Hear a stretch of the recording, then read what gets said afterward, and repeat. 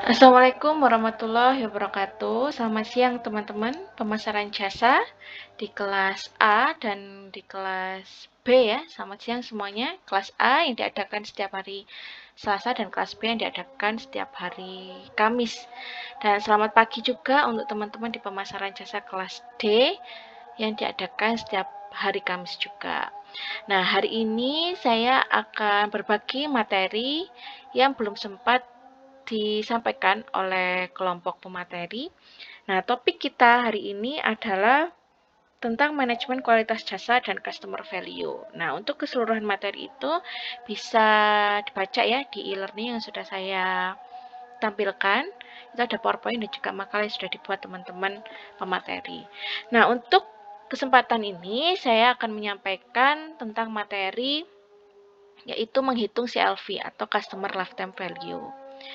Sebelumnya saya sudah membahas ini ya, sudah menyinggung tentang customer lifetime value ini di pertemuan-pertemuan awal.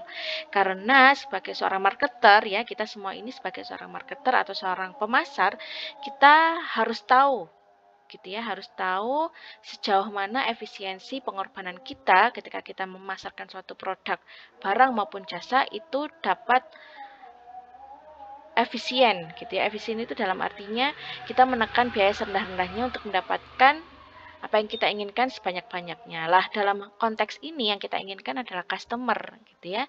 Jadi di dalam customer lifetime value ini bagaimana caranya kita menekan biaya marketing ya kan serendah-rendahnya supaya nanti kita mendapatkan customer sebanyak-banyaknya gitu ya. Nah, apa sih pentingnya dari menghitung CLV atau Customer Lifetime Value ini? Pentingnya adalah, yang pertama adalah kita bisa mengetahui atau bisa menghitung berapa lama waktu yang dibutuhkan untuk balik modal hingga menghasilkan profit. Mungkin teman-teman di sini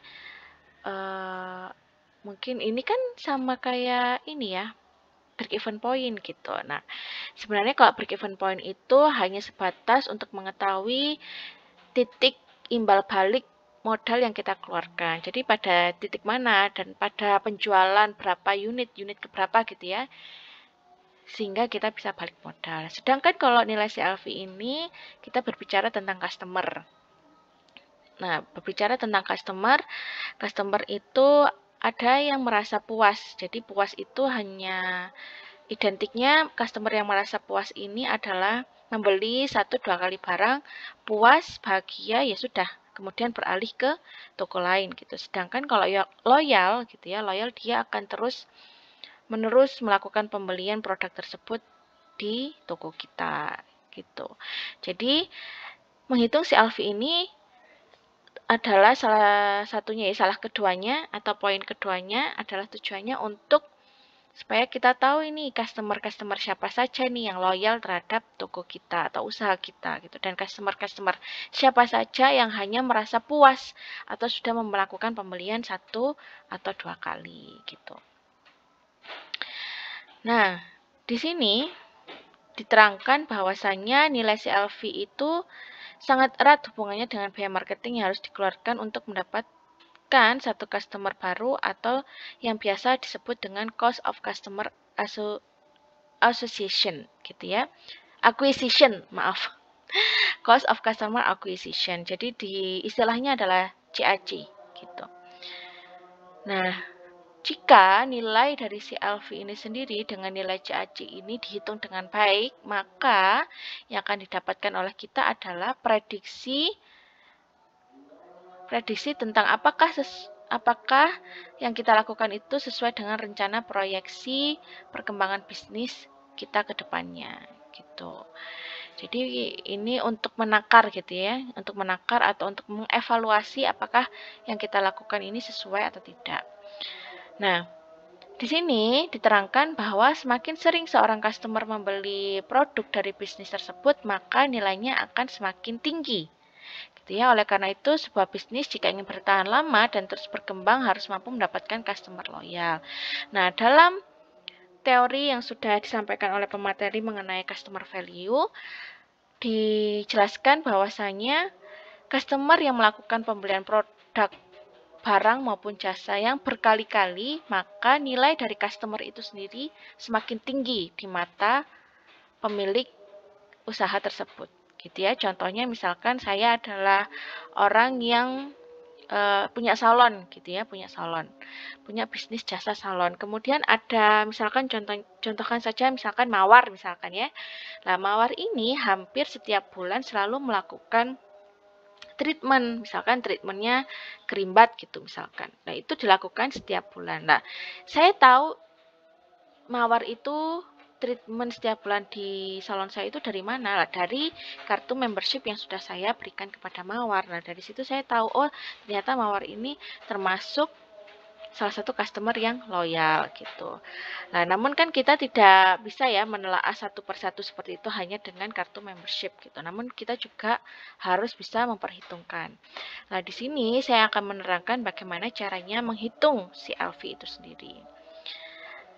Nah, ini ada pernyataan, kebanyakan orang yang bisnisnya gagal di tengah jalan adalah karena tidak mampu mendapatkan pelanggan loyal. Dalam customer lifetime value ini sendiri, prinsip yang diemban gitu ya, prinsip yang ditancapkan pada teori ini sendiri adalah lebih baik menjaga pelanggan ini loyal daripada meraih customer baru gitu.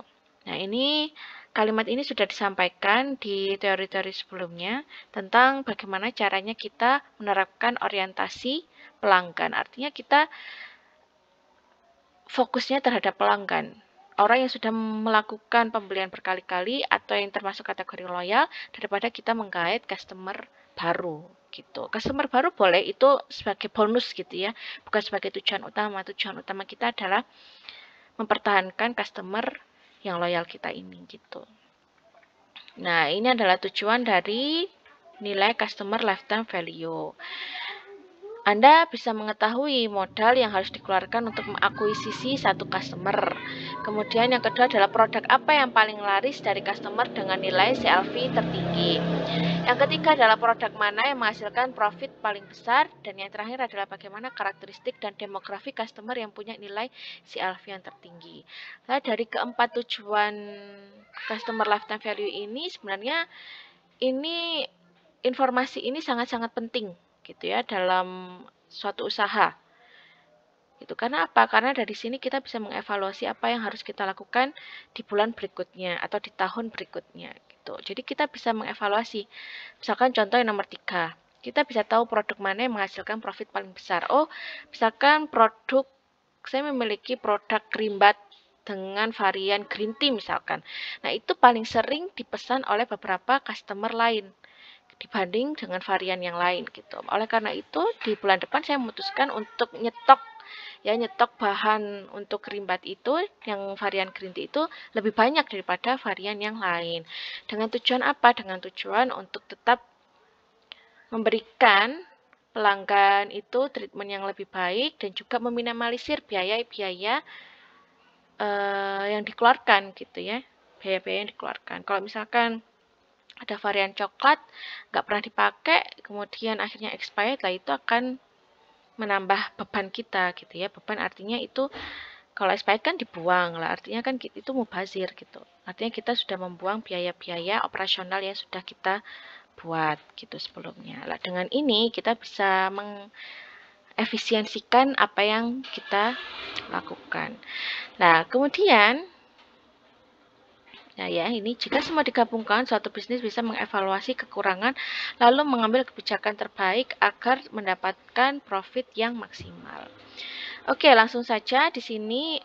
Yang pertama, bagaimana cara kita menghitung customer lifetime value? Di sini ada beberapa langkah. Langkah pertama adalah menghitung rata-rata nilai pembelanjaan atau yang disingkat dengan EPV. Gitu ya. Nah, di sini pertama kita harus tahu nilai rata-rata pembelian customer terlebih dahulu. Cara menghitungnya adalah sebagai berikut. Di sini sudah saya tampilkan rumusnya. EPV sama dengan total omset dibagi jumlah transaksi. Contoh, dalam seminggu Anda punya 5 customer yang datang ke toko milik Anda. Seminggu bisa 15 kali 5 customer ini datang, ya kan? Nah, total pembelian selama seminggu itu adalah 1.500.000. Dengan demikian, nilai rata-rata pembelian adalah 1.500.000 dibagi dengan 15 kali kunjungan, yang hasilnya adalah 100.000.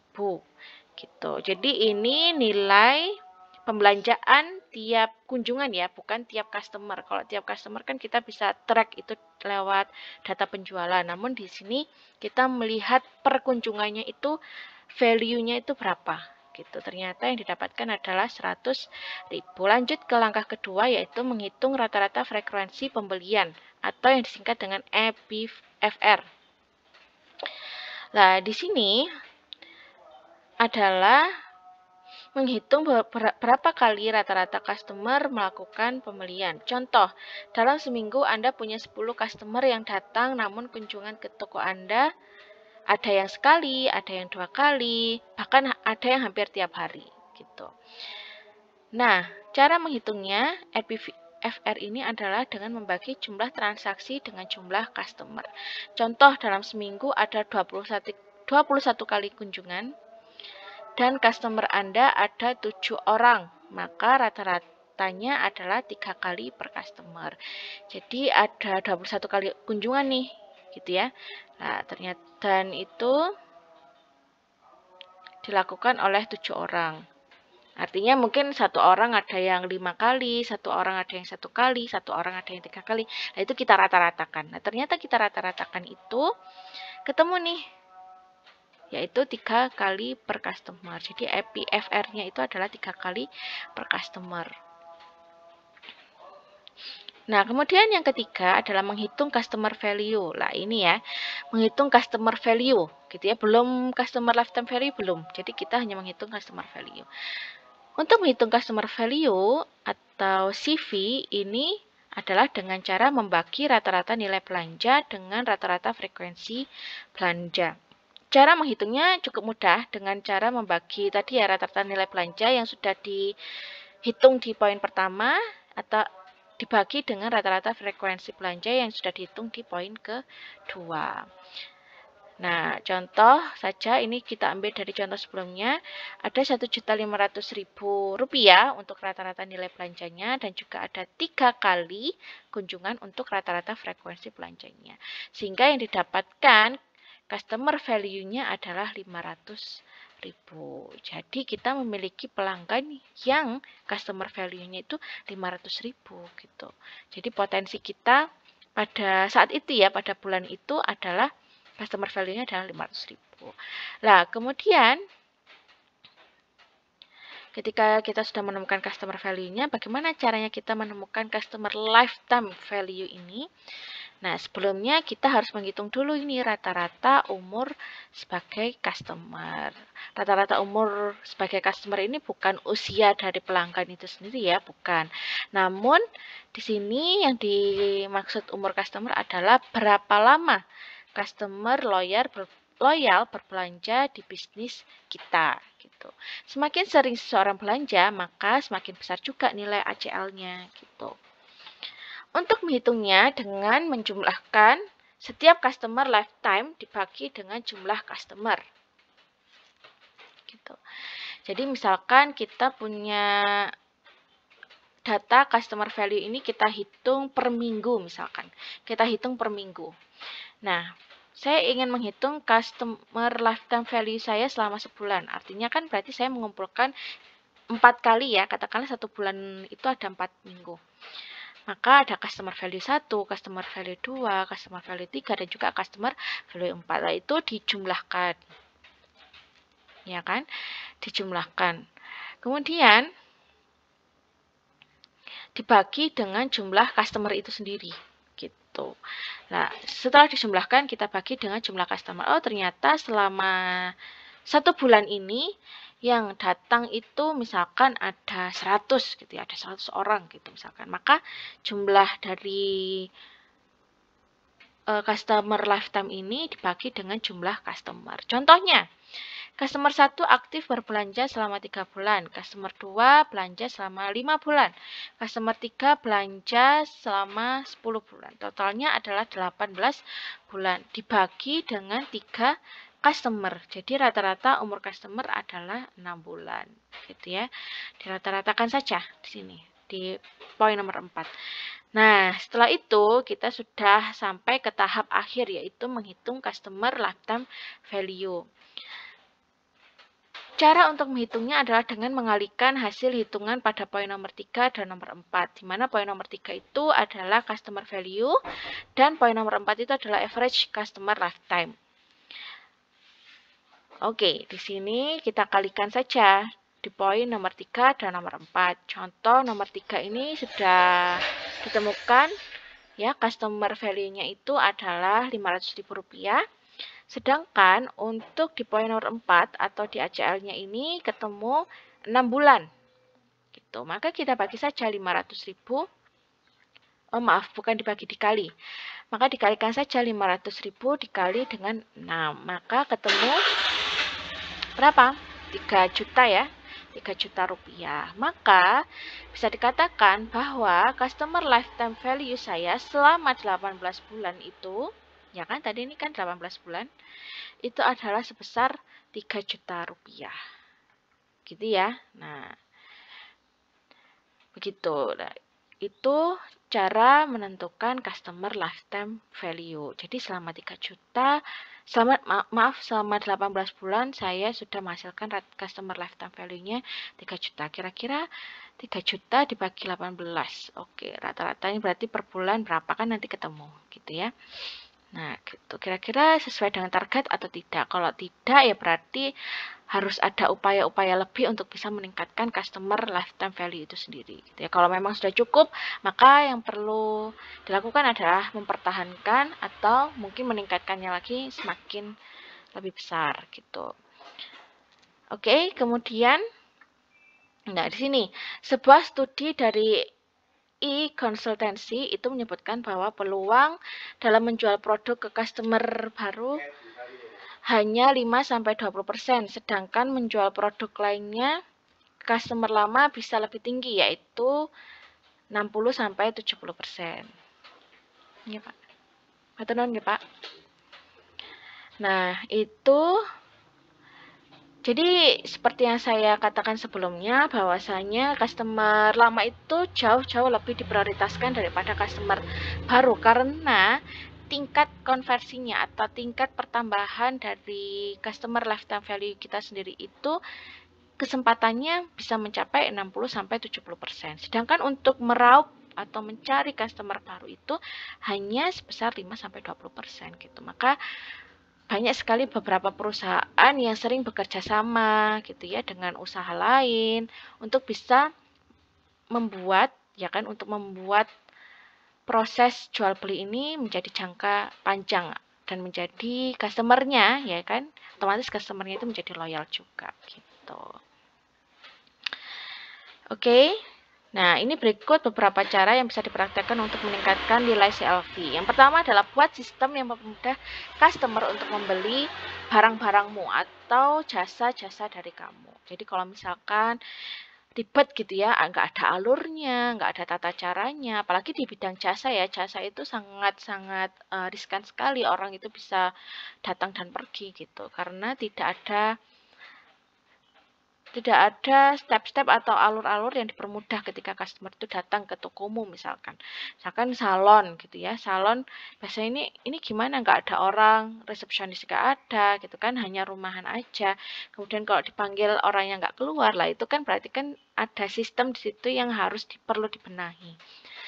Nah, di situ perlu diperhatikan. Jadi yang pertama adalah buat sistem yang mempermudah customer untuk membeli produk, barang atau jasa. Kemudian yang kedua adalah jangan membual atau jangan berbohong gitu ya. Kebanyakan kalau untuk mengejar profit itu orang-orang itu suka melebih-lebihkan layanan yang mereka lakukan gitu. Misalkan dengan caranya konsultasi di kami, maka saya jamin Anda bisa lulus, Anda bisa mendapatkan ini, mendapatkan itu gitu. Jadi jangan terlalu melebih-lebihkan. Nanti kalau misalkan ekspektasi customer itu terlalu tinggi, ya kan, seperti yang sudah dijelaskan oleh teman-teman tentang kualitas jasa ini tadi, ekspektasi terlalu tinggi, kemudian harapannya itu ternyata pada kenyataannya tidak sesuai dengan ekspektasi, maka yang terjadi adalah kecewa lah. gimana kalau customer ini malah kecewa? Lah nanti kita akan bahas itu di pertemuan-pertemuan akhir. Kemudian yang ketiga adalah buat program rewards agar mereka mau repeat order gitu ya, seperti diskon, gitu dan lain sebagainya lah, teman-teman sudah paham sendiri. Kemudian jangan lupa untuk menyisipkan upsell pada sales funnel. Nah, upsell ini sendiri adalah menawarkan produk lain yang kamu punya untuk dibeli bebarengan ketika customer sedang berbelanja. Contohnya misalkan, kalau misalkan Anda konsultasi tentang riset pasar gitu ya, tentang riset pasar, kami menawarkan sekaligus dengan surveinya juga gitu. Jadi ada konsultasi riset pasar, survei lah itu nanti ada harga khusus ketika kamu ya kan pelanggan saya itu nanti ketika membeli produk ini gitu lah. Jadi ada tawarkan produk-produk lain sehingga nanti customer itu akan semakin tertarik ya dengan produk-produk baru yang kamu tawarkan. Kemudian yang terakhir adalah pertahankan kepuasan pelanggan dengan memberikan pelayanan terbaik dan customer service yang cepat respon. Jika ada masalah, segera diselesaikan agar customer tidak kecewa. Jadi begitu ya. Kesimpulannya, semakin sering seorang customer membeli produk dari bisnis tersebut, maka nilai customer lifetime value-nya akan semakin meningkat. Dengan mengetahui nilai CLV, suatu bisnis bisa mengevaluasi kekurangan lalu mengambil kebijakan terbaik agar mendapatkan profit yang maksimal. Jadi seperti itu paparan materi yang saya sampaikan mengenai cara menghitung CLV. Jadi di sini mungkin teman-teman sudah paham ya bagaimana cara menghitung CLV. Oke, saya akhiri materi yang saya sampaikan ini. Jika ada salah dan saya ada kurangnya, saya mohon maaf. Assalamualaikum warahmatullahi wabarakatuh.